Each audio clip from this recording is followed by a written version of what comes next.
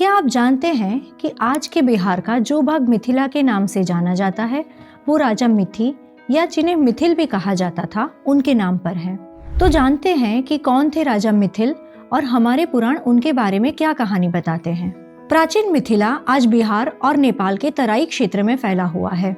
ये मिथिला वही पावन भूमि है जहाँ माता सीता का जन्म हुआ, जहाँ श्री राम का ससुराल था। राजा मिथिल की कथा हमें विष्णु पुराण, रामायण और श्रीमद् भागवत महापुराण जैसे ग्रंथों में मिलती है। जिन राजा मिथिल से मिथिला नाम पड़ा उनका उल्लेख रामायण के त्रेता युग की शुरुआत में ही मिलता है। वर्तमान मनु यानी वैवस्वत मनु के सबसे बड़े पुत्र इक्ष्वाकु थे, जो सूर्यवंशी राजा थे। इक्ष्वाकु के कई पुत्र हुए। उनमें से सबसे पहली पीढ़ी के पुत्र थे राजा निमि। निमि बड़े तपस्वी और धर्मपरायण राजा थे, किंतु गुरु वशिष्ठ के शाप के बाद उन्होंने देह के बंधन से मुक्त होने के लिए अपना देह त्याग कर दिया। राजा निमि की उस समय कोई संतान नहीं थी। ऐसे में ऋषि मुनियों को ये चिंता सता रही थी कि बिना राजा के प्रजा में अराजकता फैल जाएगी। तब ऋषि मुनियों ने एक आध्यात्मिक प्रयोग किया और ये प्रयोग था राजा निमि के शरीर का मंथन। जैसे अग्नि से अग्नि निकलती है, वैसे ही उस मंथन से एक दिव्य कुमार प्रकट हुए। अब क्योंकि मंथन से उस कुमार का जन्म हुआ था, इस कारण उनका नाम पड़ा मिथिल या मिथि।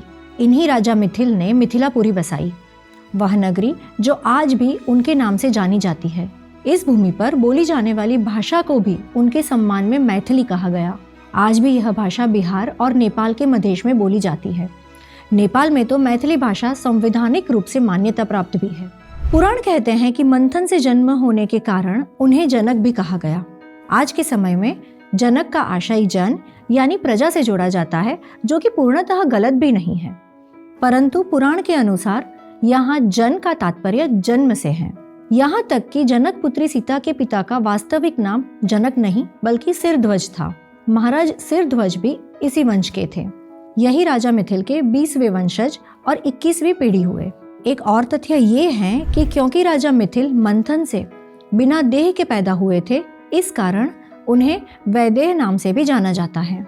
मिथिला की महानता यह थी कि यहाँ के जनक राजा प्रजा को दंड दिए बिना ही शासन करते थे। यह भूमि एक आध्यात्मिक केंद्र है, जहाँ माता सीता का अवतार हुआ, जहाँ श्री राम ने विवाह किया, जहाँ ज्ञान और मुक्ति का संगम हुआ।